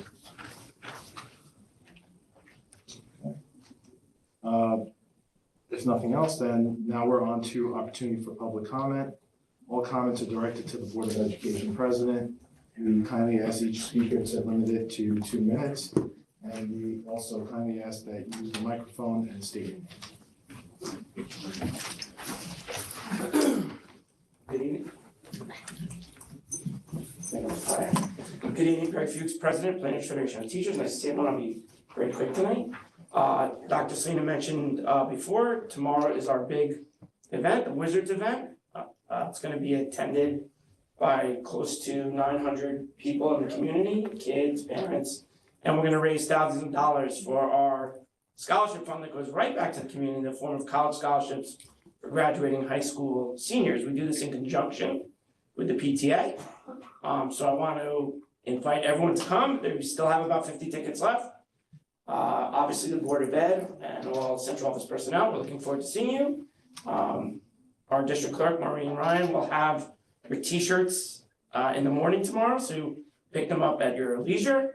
And I look forward to seeing one. And finally, I do want to thank publicly Mr. Beyruti and Mr. Garcia for their very generous donations to our scholarship fund. It's not just us, it's the PTA as well. And I know I speak on behalf of 288 teachers and 51 TAs, the largest group of employees in the district. When I say thank you very much for your generous donations. We'll see you guys tomorrow night. Thanks so much. And thanks to the PFT for everything they do. Anyone else? And Mr. Rudy, I move that we. I have a question. Sure, please. Sorry. Yes. It's okay. Hi, my name is Stacy. This is my first time coming to the board meeting. Welcome. Stacy. Hi. And mainly new to the community. Well, welcome. No, thank you. This will be my second year, so I figured, I tried to get online before to come to the board meeting, but it wasn't connecting for some reason. Okay, sorry about that. Came in person. There's just two things that I wanted to ask about is one was the armed guard being on presence. That's in the building, you're saying, or outside the building, right? There's no decisions that have been made about anything at this point in time. This committee was charged with doing the research and looking at potential options that we were sharing, and it did include inside and outside as a consideration. Right. So when do they make the decision on whether or not they're going to be an armed guard here in the school? The community will learn from a letter from the Board of Education if a decision is made about armed security. And the armed security notification will be whether we have armed security or not. It'll be part of the protected area of the SAVE legislation. So there'll be no announcement of inside or outside or location, et cetera, in order to protect the individuals. Got it. And also, I wasn't here, I think we were talking about the budget, and I'm not sure if this is the right time to talk about the budget. But for the last 2 years, is it? Yeah. Yes, of course. Anything you want. The floor is yours. Okay, so for the last 2 years, I'm currently a new homeowner here Yes. in this community. And for the last 2 years, the taxes from the school has just been going higher and higher and higher. Sure.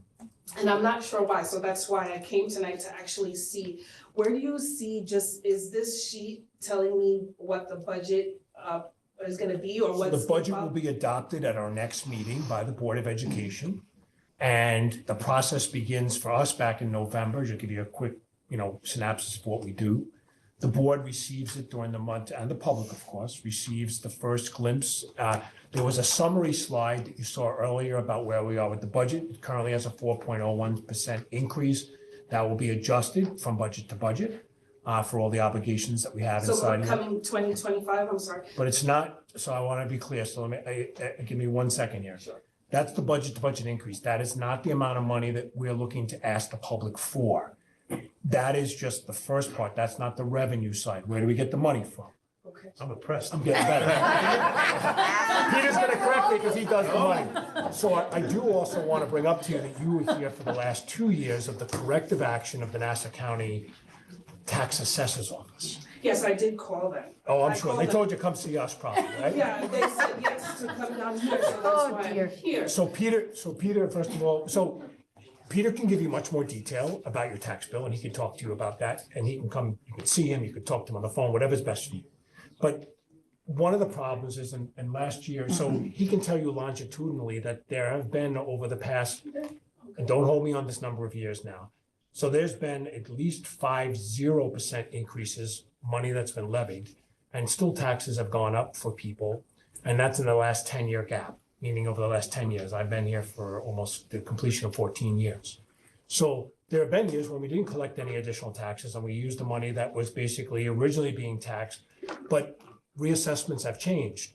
Values of homes have gone here from maybe at one point in time $400,000 to now $1.8 million. That's our range. You can't even get in here for under 5. All right, so those price increases have gone up dramatically across Nassau County. It's not just here. But the taxation rate has been controlled. We do have a large portion of that bill that you see when you get it from your town of Oyster Bay, of course. Yes. But the corrective action just completed, so there was an assessor decision that was from not Mr. Blakeman's office, but I believe his predecessor. And that it was decided to put in place a 5-year plan to correct the books, for lack of a better term, about housing values and tax assessment. So everyone in Nassau County, including myself and Town of Oyster Bay and all Town of North Hempstead, has been under 5 years of increases that were implemented by increases in your tax assessed value in accordance with what the county decided, not the school district. But I think just as importantly, on the other side, there were people who went down, Yes, right? So not everybody went up. They're not the ones that sold their house, though. And not everyone's seeing that going down, they don't fast. complain. Yes. Yeah, okay, they don't complain, that's because they're not living, like where I work in the hospital, I'm not like making hundreds of thousands of dollars. I think, why don't you call me, we can look on the Nassau County website and we'll look at your house in particular and see what caused the increases. He can tell you. We can look at the assessment changes. You're welcome the to come rate in and make an changes. appointment. Yes, I'm definitely, I'm gonna call you on that because, I did, call the town a few times and even the other day when I went to, look at my mortgage and it's up another $300. I mean, Yeah. we are the community, the children are the community as well, right? So I think, however that it can, hold its own weight instead of putting onto the community, because it's not that just the fact that the taxes has gone up, but to get this home, the interest rate alone was ridiculous. Do you agree with taxes? So, I'm sorry, yes, I did. Good. And it didn't do it, as soon as you grieve it and some portion of it goes down, it goes back up another $300. Well, yeah, but I want to be clear, and you can speak to Mr. Prazo about this when you Yes. come in to see him or talk to him on the phone, whatever works in your schedule, he's flexible. Right. The idea behind it though is that we were in a 5-year, what? You saying no? I'm seeing people react to it. There's been a 5-year corrective action that was implemented and phased in, and we just completed it this year, because I looked at mine and I was like, oh my God. Yeah. All right, and they'll tell you that there was, no percent increase for the past 4 years, and I'm like, well, how could that be? Because my taxes have gone up dramatically. I'm feeling the same thing like you are. I can't speak for you personally, but when I see that bill, I'm like, wow. But please make an appointment, call the office, see District Clerk when we're done, or we can speak directly to Mr. Prazo. I think it's important to note that when a school district levies a tax, we levy a dollar amount. And it's really the town that decides how it's broken up to the individual homeowners based on their assessments. So we don't decide how much you pay or how much your neighbor pays. We really don't have anything to do with that. Well, I should hope they should assess mine because my house is not that big. It really isn't. You're not the first to tell us that, but they do comparative value houses, but come in and sit with him. He will explain to you, trust me, because he had to do it with me about 10 times. Okay. And so I got a better understanding of it, but I wanted to help you out a little bit to kind of tell you the process. And we're always looking to do more with less. And we're not looking to pass on anything we don't have to, and we want to capitalize. And so we use a lot of different mechanisms in order to keep this. But you know what, he can go through with you a little bit about some of the increases that are not in our control, such as health insurance, retirement insurance, retirement rates, et cetera. All that stuff we just basically dictated to, not just us, all schools. But let him come in and sit with Tim. He'll be able to answer your questions, I promise you. Thank you for that. We'll do our best. And lastly, I just wanted to say, my son applied to play basketball, and I think the coach said that he didn't make the cut. However, even if a child does not make a cut, that doesn't mean that he should not be on the team. So if in fact he's not good enough to play on the team, at least he could be on the team to train to maybe get on the team. Not saying that he didn't make the cut. That just didn't, I mean. Obviously, you can speak to the athletic director about that for more insight I about did. cuts. And I the did. reality of the situation is we don't take kids, once you get into high school specifically, Yes. there are specific sizes so that the kids do get to play that come. And what we do is we let them know that there are other opportunities in community groups and such like that. We have a very strong community here that has opportunities that parents can choose to put their child into. But in the end, it is a competitive environment. We want to take as many people as possible, but the reality is, it's not possible because they would not get any playing time. And it's very frustrating for a child to come and sit on a bench the entire time. There's no guarantee of playing time, even for those students that are the best athletes. But we look to accommodate a reasonable size, and we follow guidelines that are very similar in all school districts here in Long Island. So we're not excluding people. Our job, and we present at this point in time over 1,600 opportunities in interscholastic sports in grades 7 through 12. We want as many boys and girls to be in our schools and to be involved with our extracurricular. That doesn't even include extracurricular activities. That's strictly interscholastic sports in 7 through 12. There's 600 opportunities at the middle school, and there's up to an additional 750. And next year, there'll actually be an additional 50 opportunities for kids in both, combined in both schools. So we want all the kids to be here. And where do I find out those extracurricular activities that I could look them up myself? I will print out a copy for you. First of all, it's online right now in board docs. Okay. It shows you all the different teams. And each individual school does advertise on their website, and if not, call their principal, and they'll tell you the extracurricular through guidance. They'll tell you all the So extracurricular those clubs. extra activities you have to pay for, is it out of pocket No. cost? The extracurricular activities are the ones that we offer here. But you're specifically asking about an interscholastic sports team that a person doesn't make the team. There are opportunities that are for pay that parents can do, community groups that are involved. So whether it be lacrosse, depending on the sport that you're looking for, specifically basketball, CYO at this point in time, but you can participate in CYO, build your skills, come back and then make the team. And that's how this operates. Right, that's what I was looking to see, Yes. you know, what do they We can point you in the right direction. Okay. Your man, Okay. promise. So I'll ask, Yes. thank you very much. So I'll just come back and. Right, yep, don't go anywhere. In about 2 minutes, you're gonna give your information to our district clerk right here, and she's gonna get that information to us. We're gonna give you a call, and you can call us anytime, obviously. Okay, so you want This me is to? Ms. Ryan right here, so at the conclusion of this meeting, we're I'll gonna come be to actually you. breaking. She's gonna come to you. Okay, thank you. In fact, I know you gotta work, just give me a couple more minutes and we'll get you out of here. All Okay, thank you. right, and we'll get you help. Any other comments? Sorry. No, that's why it's here. My name is Tony Kushner. My daughter goes to West in the high school, and I just want to thank Dr. Selena for the email that we had back and forth about the new West Yes. athletic field. Yep. We had our first practice recently over the weekend, and the facility is absolutely beautiful. The girls love playing on it.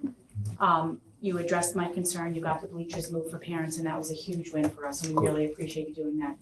My question is, correct me if I'm wrong, the layout of both fields are supposed to be designed for both baseball and softball, correct? No, actually, only the field that's located in the northwest corner is a dual-purpose field. Okay, so that first field closest to. Close to the building. School Yep. is only for baseball. No, It's for both. Both. also. Okay. so they're pinned, I shouldn't say pinned.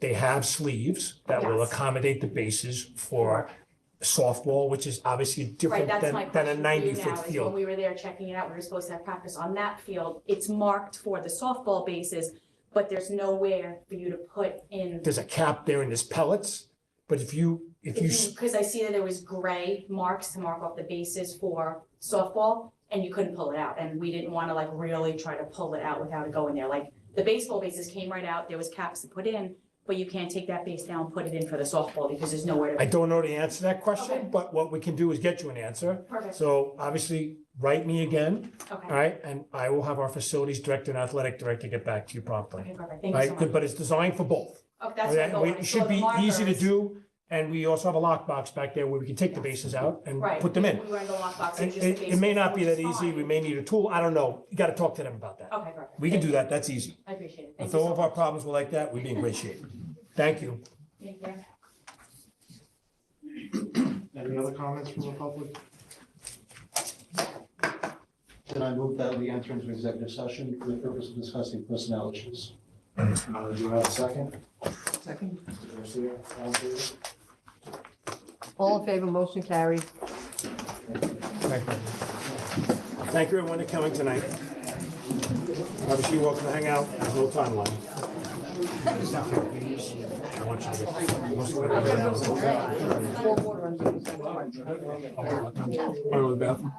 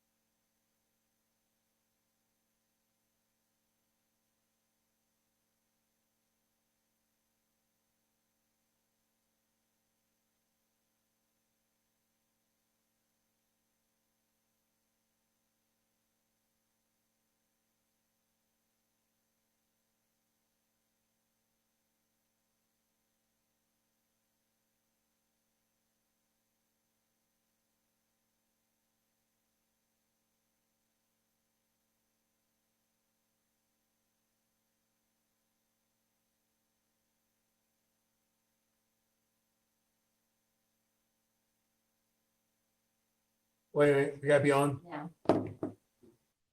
I'd like to move that we re-enter into the public session. Do I have a second? Mr. Garcia, all in favor? All in favor, motion carried. At this point in time, I would ask that our Assistant Superintendent for Business show the latest version of the budget for the board's review. I'll just flip to the last page where we. The last meeting that we had was 4.01% with the adjustments for security this evening. The final recommended budget, which will be prepared for delivery to the Board of Education, including the revenue side, is 3.76% budget to budget increase. That's not tax levy. The board will have that discussion at the next meeting and make that final determination. So Mr. Peraza will be prepared for that. And Peter, is there anything additional you'd like to add at this time? The final budget is 107,993,676. Thank you. Slightly less than $4 million increase year to year, where we started off close to 8, right? Yes. Any questions from the board at this point in time? I know it's late. I want to thank everybody for their hard work. Thanks to Peter and his staff for staying late too. Thank you, Everybody. Teresa. Thank you, gentlemen. You too, Is there a Maureen. motion to adjourn? Thank you, Joe. Mr. Morrissey. Second. Mr. Garcia, all in favor? All right. You guys have the same hair.